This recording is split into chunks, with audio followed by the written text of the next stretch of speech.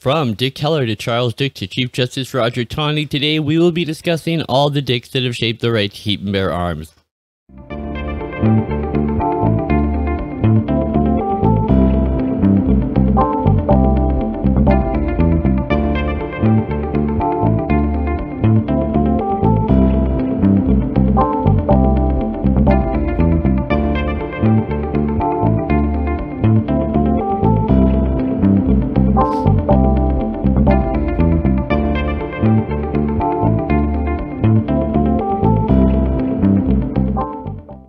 Hey, greetings and welcome back once again to Categorical Imperatives. As always, I am Lackey and Liberal, and I want to thank you all so much for being here with me today.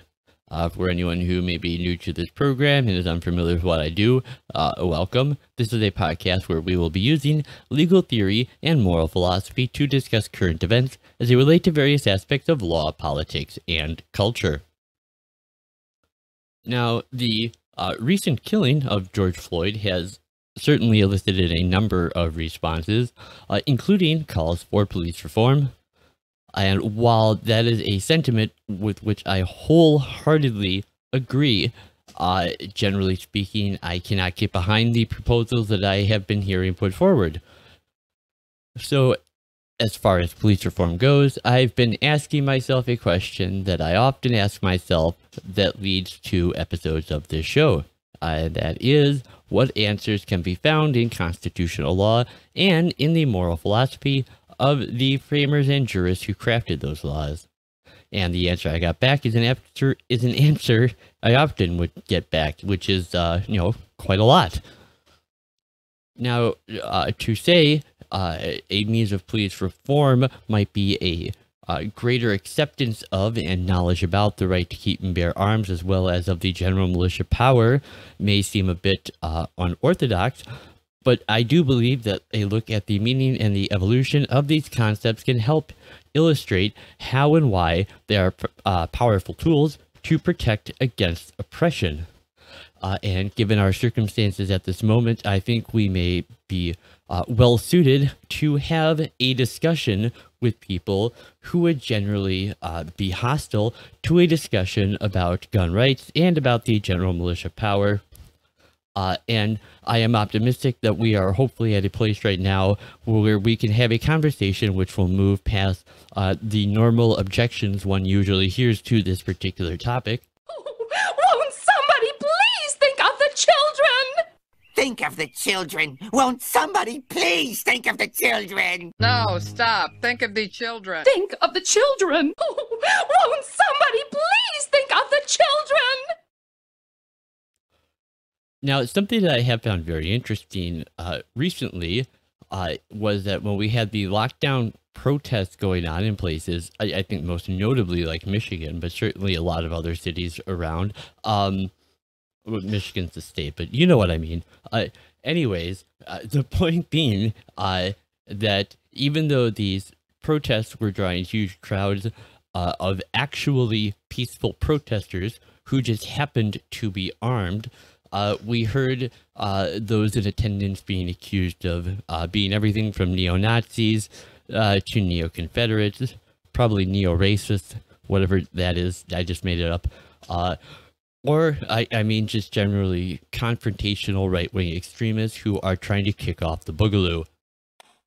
Hey everybody, the Yankee Marshal here, coming at you once again from the Boogaloo Planning Center, or the Neckbeard Bunker, as we like to call it, coming to you with some news about the Boogaloo. I think all of you are aware we have been planning our revolution. We are going to take this country back from our oppressors through force if necessary. We are going to take it back for freedom-loving people. But we've been running into some scheduling issues.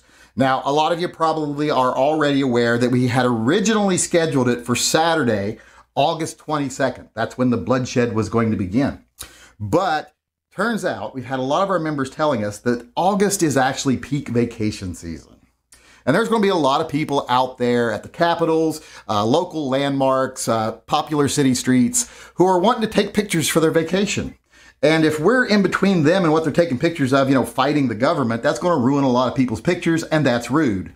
And revolution doesn't have to be rude. So we decided we're not going to do that. We're not going to inconvenience these people. They already paid for tickets, airplane tickets. They paid for hotels. So we're going to reschedule.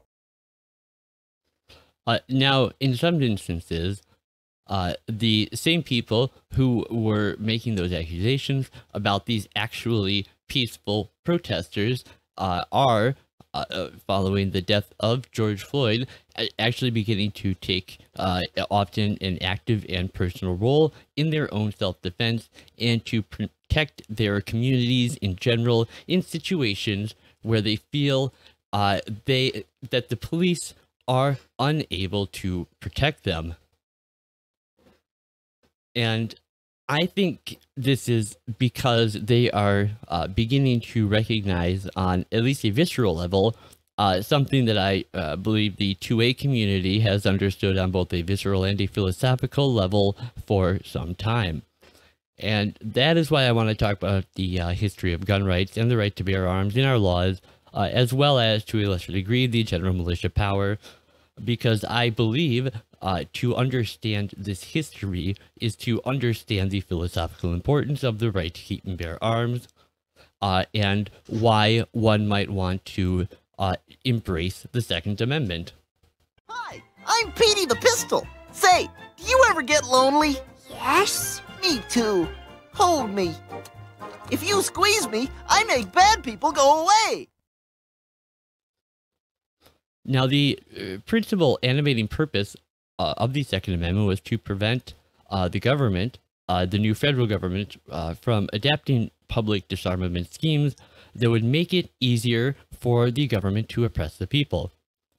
However, protecting the right of the people to protect itself against oppression, however, is a broader concept and was for them a broader concept than merely protecting themselves from government oppression. There is another kind of oppression that goes well back into English common law, and you can find it at least as far back as Blackstone, as evidenced here, where he says, to vindicate these natural rights, when actually violated or attacked, the subjects of England are entitled first to the regular administration and free course of justice in the courts of law, next to the right of petitioning the king and parliament for redress of grievance, and lastly, the right of having and using arms for self-preservation and defense. These auxiliary rights, these auxiliary subordinate rights, which serve principally as barriers to protect and maintain inviolate the three great and primary rights of personal security, personal liberty, and private property, and that having arms for their defense is a public allowance under due restriction of the natural right of resistance and self-preservation when the sanctions of society and laws are found insufficient to restrain the violence of oppression. And this is a sentiment we also see closely related in the minds of the framers as well, such as here with Sam Adams. How little do these persons attend? Oh, it's worth noting that this article here from the Boston Gazette by Sam Adams, he had just finished quoting that exact same passage from Blackstone that I just read to you a moment ago. And this is him now adding on to that. So he says, how little do those persons attend to the rights of the Constitution, calling upon the inhabitants to provide themselves with arms for their defense at any time, but more especially when they had reason to fear that there would be necessity of the means of self-preservation against the violence of oppression. Everyone knows that the exercise of military power is forever dangerous to civil rights, and we'd have had recent instances of violence that have been offered to private subjects. Such violences are no more than might have been expected from military troops, a power which is apt enough at all times to take a wanton lead, even when in the midst of civil society, but more especially so when they are led to believe that they are become necessary to preserve peace and good order. But there are some persons who would, if possible, they could persuade the people never to make use of their constitutional rights or terrify them from doing it. So essentially, what we're talking about here is an idea in which people can not only be oppressed by government, but people can be oppressed because the government fails to adequately protect them from other sources of oppression. Now, in Blackstone's time, this could have included threats from highwaymen on the King's Highway to the founders like Sam Adams. This may have included, marauders on the frontier or Indian raids occurring on borderlands.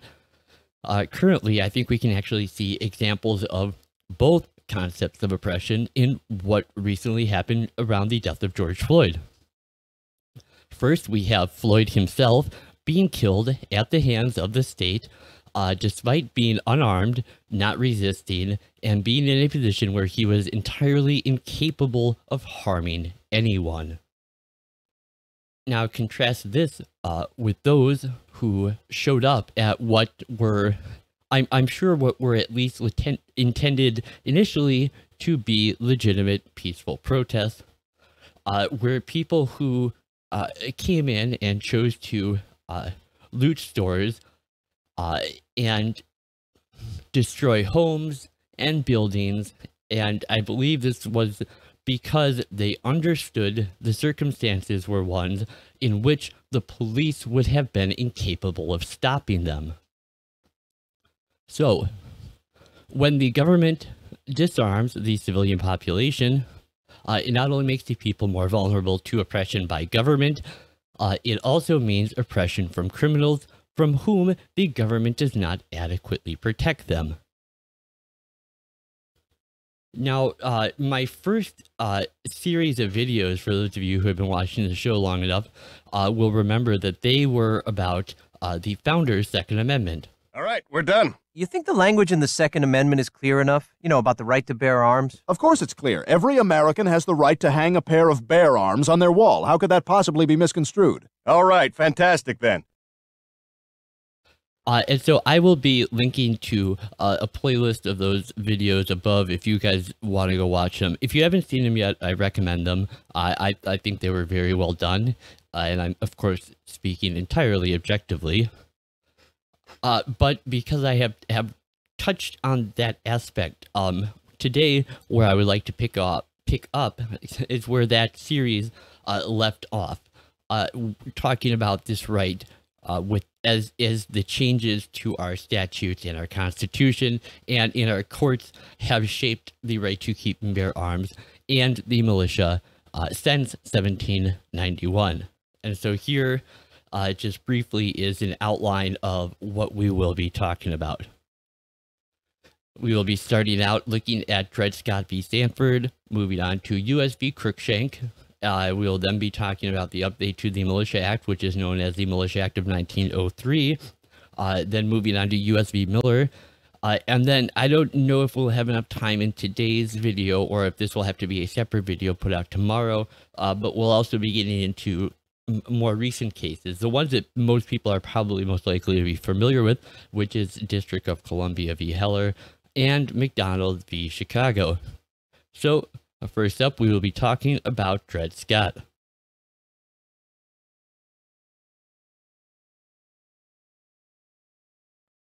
First up, we have Dred Scott v. Sanford. Now, many people don't think of Dred Scott as a Second Amendment case because that wasn't the purpose of the suit at all, but it will be several statements made obiter dictum by Chief Justice Roger Taney in his final ruling on the case that will indeed make this case pivotal to the evolution of the right to keep and bear arms following the passage of the 14th Amendment.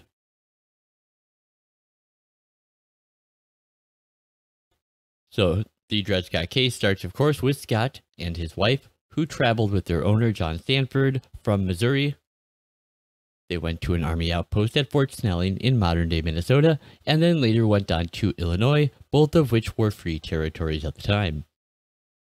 This was before returning to Missouri, at which point Scott asked a Missouri state court to declare his family emancipated by virtue of their presence in a free territory. Now, Scott initially won his case as a Missouri state law declared that a slave was emancipated by traveling to a free territory or state. However, that ruling was overturned by the Missouri Supreme Court. Scott then sued his owner, John Sanford, under what is known as diversity jurisdiction, which is where a federal court can pursue a dispute between citizens of two different states. It was eventually appealed all the way up to the United States Supreme Court. And the dick who kicked over this particular hornet's nest was Chief Justice Roger Taney, the fourth Chief Justice of the United States. Now, fun fact, this party animal happens to be the great-grandfather of the Honorable Judge Elias Smales. Danny, there's a lot of, badness in the world today. I see it in court every day. I've sentenced boys younger than you to the gas chamber. Didn't want to do it. Felt I owed it to them. The most important decision you can make right now is what do you stand for, Danny? Goodness or badness? Now, in the Supreme Court opinion, Chief Justice Taney, writing for the court, made two rulings. The first was that the Missouri Compromise was unconstitutional. He said that a slave was a man's property, and he was free to take him wherever he pleased, including into a free state or free territory. This, of course, made compromise all but impossible, and eventually brought on the Civil War. But secondly, Taney ruled that the court had no jurisdiction over Dred Scott's suit anyway. If you remember, Scott sued under diversity jurisdiction. But Taney ruled Dred Scott was not a citizen of his state or of the United States, nor was any free black. He reasoned that the framers could not have possibly intended to give free blacks the rights, or as he referred to them, the privileges and immunities of citizenship. And he even went on to list what some of those rights would be if they were to indeed enjoy the rights of citizenship. And this is where we get into the obiter dictum statements that he makes, which are pertinent to the issue at hand. He said some of those rights would include the protections in the Bill of Rights, for example, the right to have political meetings, a right to freedom of speech, the ability to move about freely and unencumbered, and to keep and carry arms wherever they went. So essentially, his ruling amounted to... You'll get nothing like it.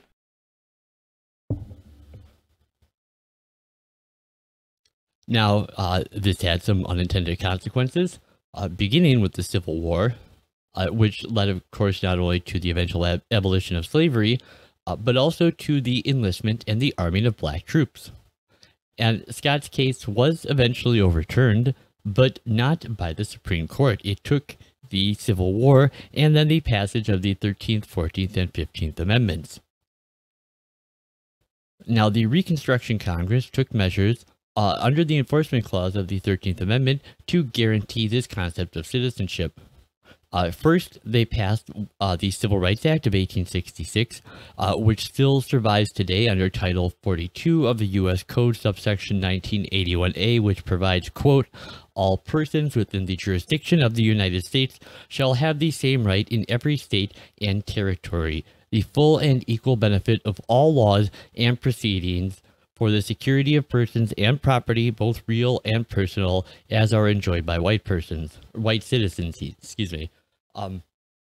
Second, Congress also passed the Freedmen's Bureau Act, also passed in 1866, which further protected certain rights, including the right to have the full and equal benefit of all laws and proceedings, to sue and be parties, to make and enforce contracts, and to all laws concerning personal liberty and personal security, including the constitutional right to keep and carry arms wherever they go.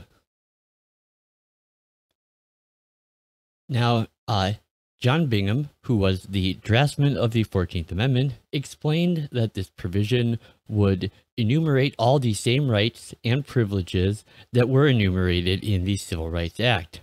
Thus, today's Section 1981A guarantees the substantive constitutional right to keep and bear arms. This act is applicable in both the states as well as the district. I think another way you could put this is that our founders' fears were that when arms are outlawed, only the central government will have arms. I think you could say the 14th Amendment and Reconstruction vision was, when arms are outlawed, only the Klan will have arms. And I think it's fair to say, really, that our nation's oldest and most successful gun control advocacy group has been the KKK. This is, of course, why during Reconstruction, blacks could not trust local police to protect them from private violence. The police and the Klan were often the same thing. And this carries forward to today in the common assertion, I guess you could say, the assertion that when arms are outlawed, only police and criminals will have guns.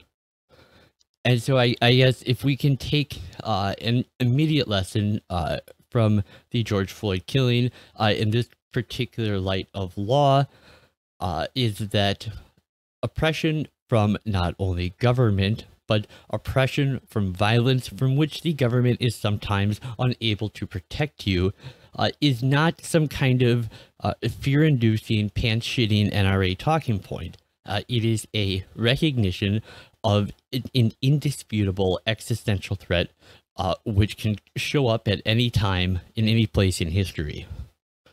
Now, speaking of indisputable existential threats, our next case we will be covering is U.S. v. Cruikshank.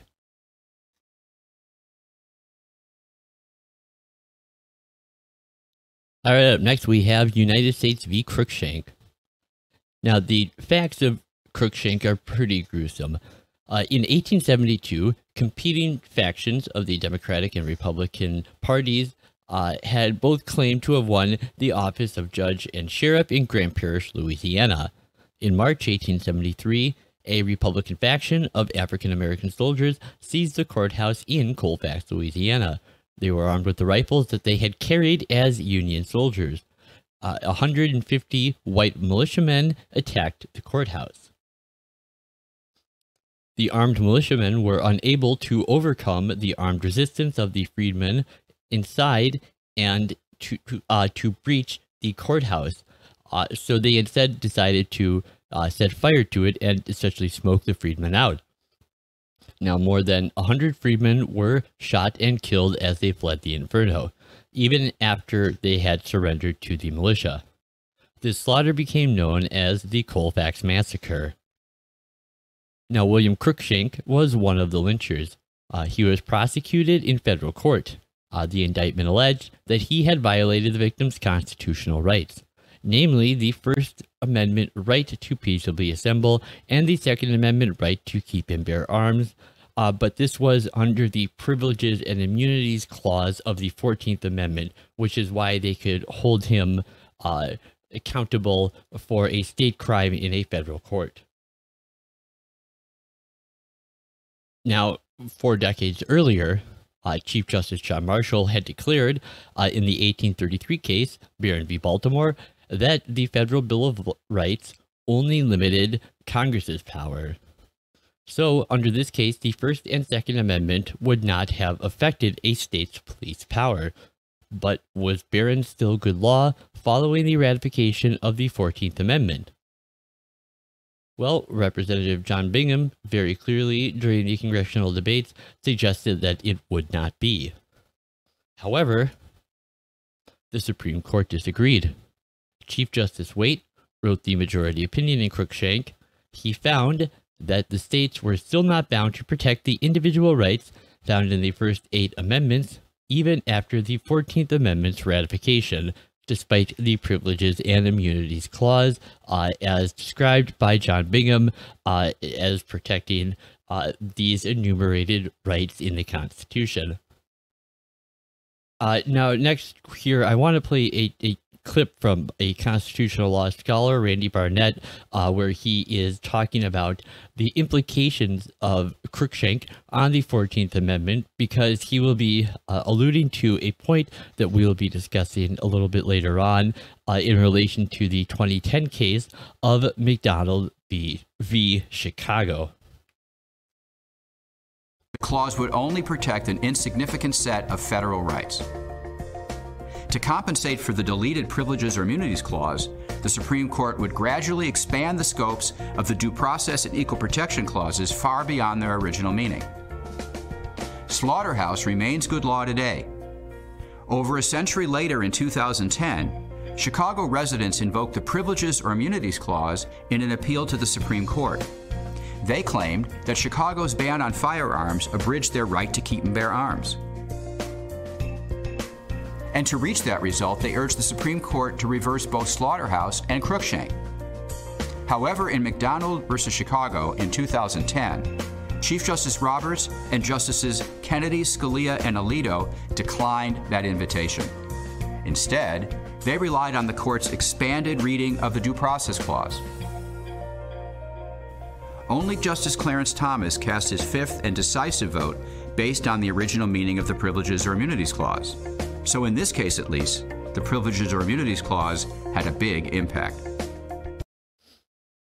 And next, we will be moving on to talking about the Militia Act of 1903.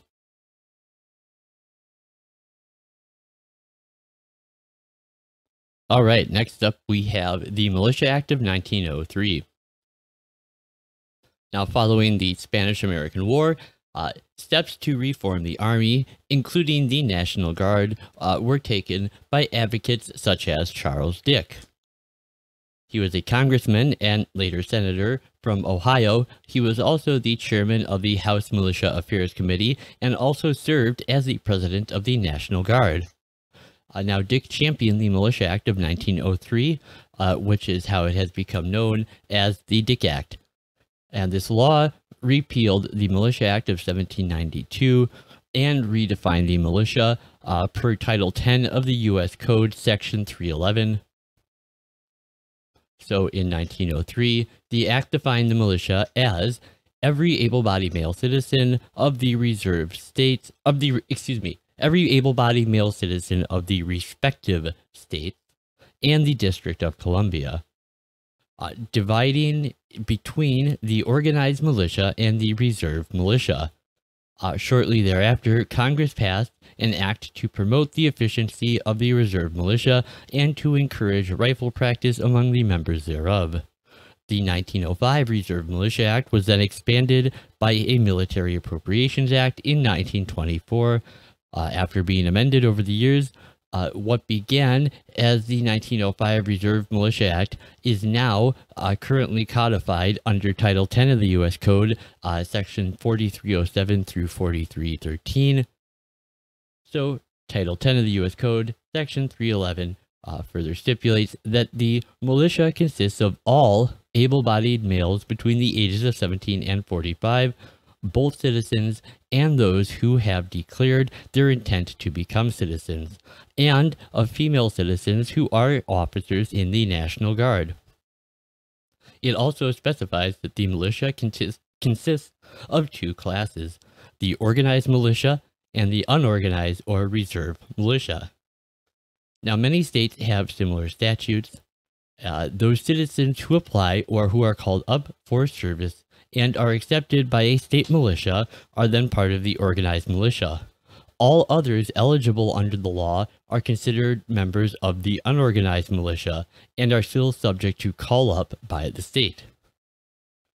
Now, Title 10 of the U.S. Code clearly affirms the existence of the citizens' militia, and it really is little changed since the original Militia Act of 1792.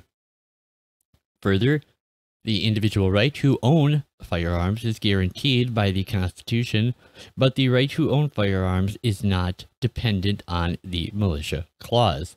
The Militia Clause of the Second Amendment merely adds to the reason for the right, which is a common law right rooted in the protection of self, family, and community, And this is a common law aspect that can be traced back at least as far as Magna Carta, penned in 1215.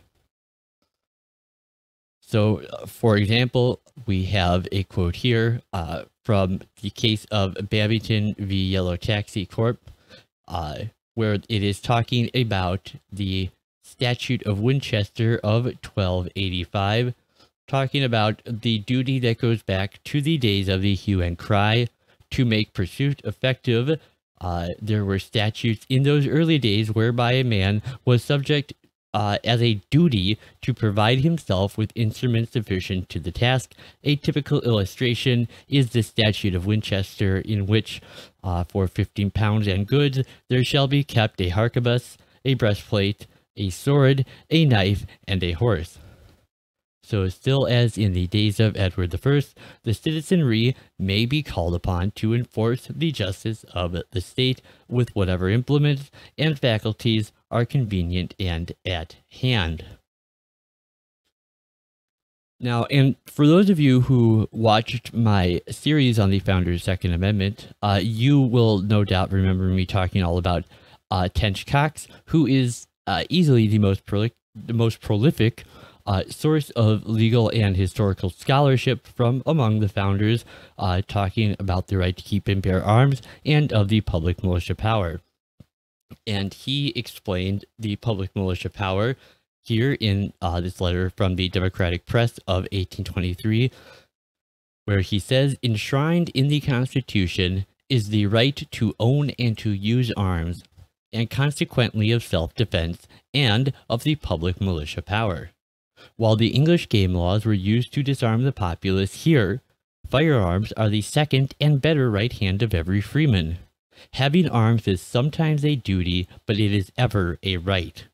So prudent, faithful, and provident have our people and Constitution been, that we find in their precious bills of rights, schedules of duties, and reasons of powers and declarations the right to own, keep, and use arms. Provisions preventing and forbidding the legislatures to interfere with and to abrogate that all important right of the citizens." And one more quote I want to look back to real quick from that series that you'll remember if you've seen it, is one by Richard Henry Lee in his letter from a federal farmer.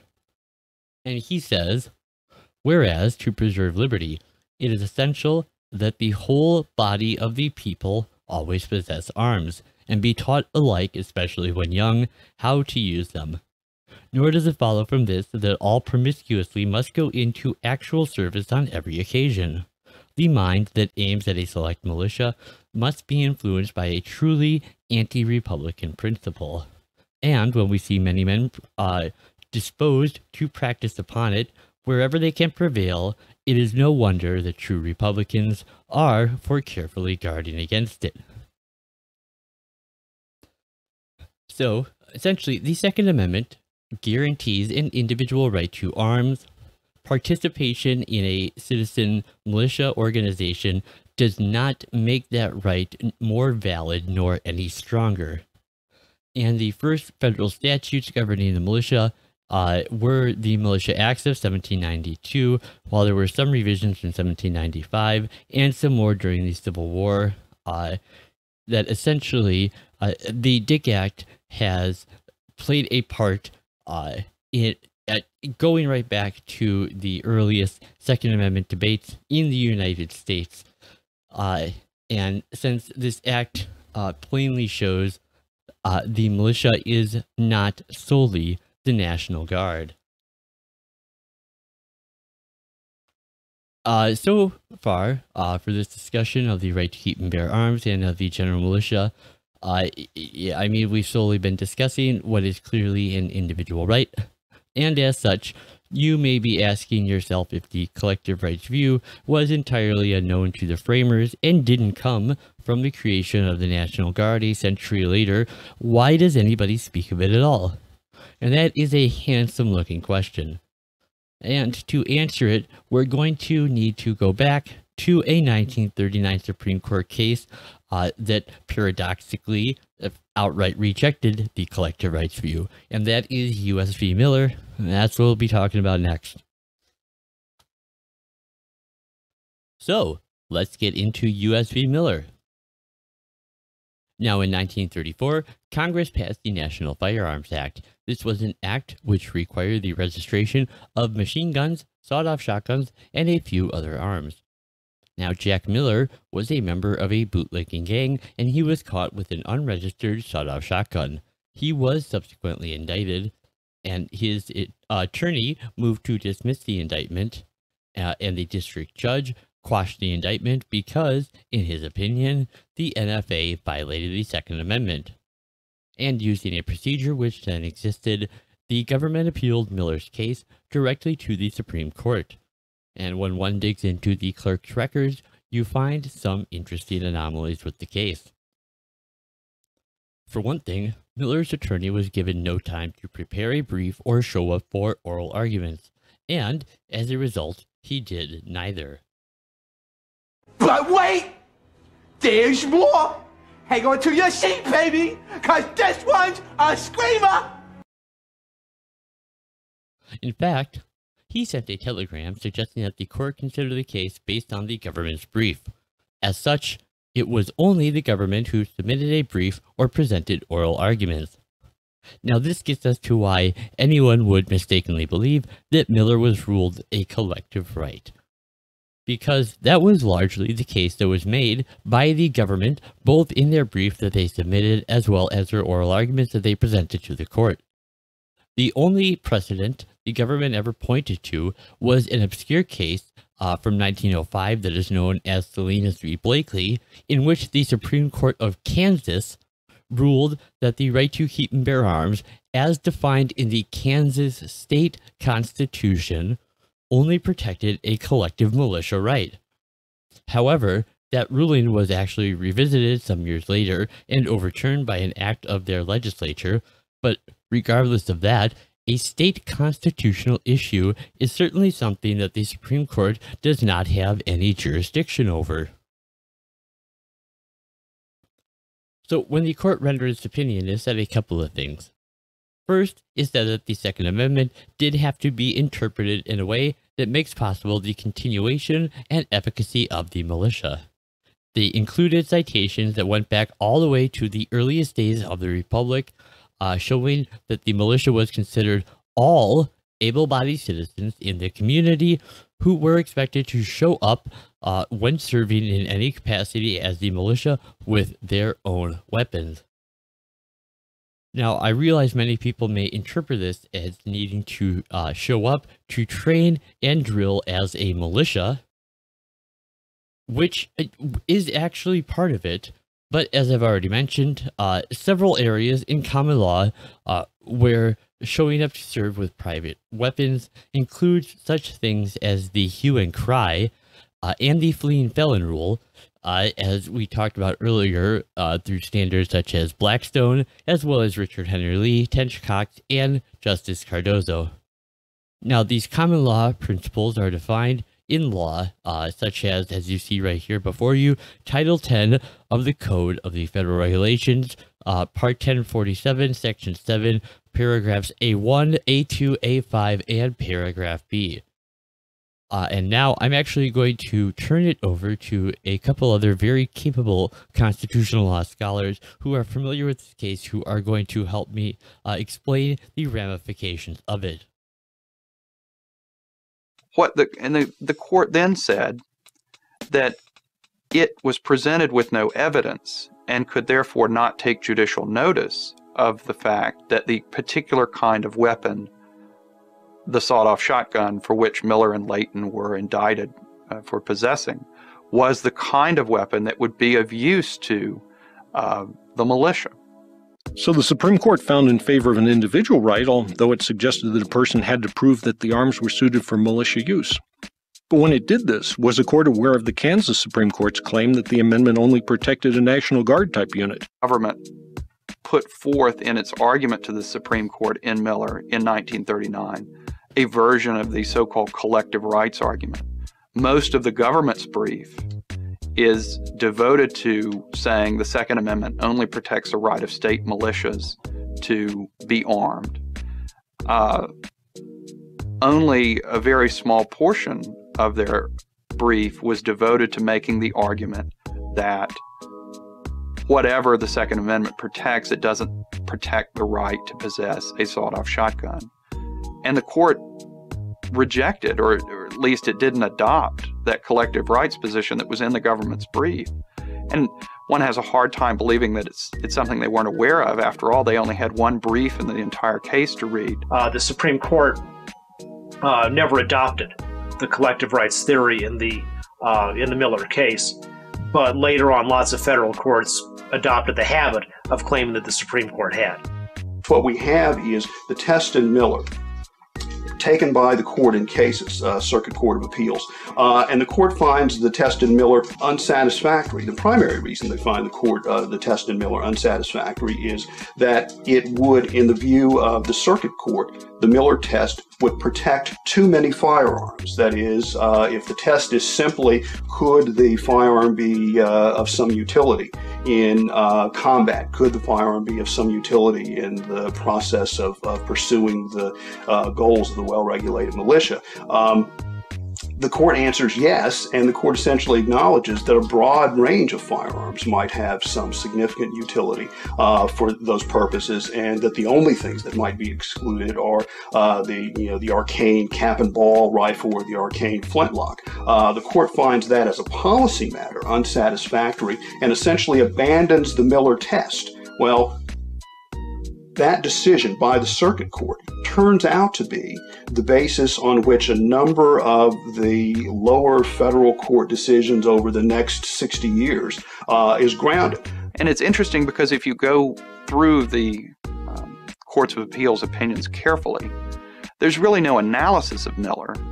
It just achieved the status of received wisdom. And sometimes they'll cite pages to Miller where this holding is supposedly located, and if you go back and read Miller carefully, you see that there's nothing of the sort in the Miller opinion. Only recently with the Fifth Circuit decision in the Emerson case, and we found some judges really being willing to focus very closely on all of the evidence and concluding that the right is an individual right. So now that the Fifth Circuit has held for an individual right and other circuits for states' right, now it may be that the Supreme Court will feel compelled in the next several years to consider the issue, because now it sees the split between the circuits, this disagreement among lower federal courts, that it will have to resolve on a national basis. And as a matter of fact, that split that came because of the 2001 Emerson case that Eugene Volokh was talking about is a case that was resolved just a couple years later, and that was resolved in the 2008 case of District of Columbia v. Heller. And as a matter of fact, that is the next case that we will be talking about.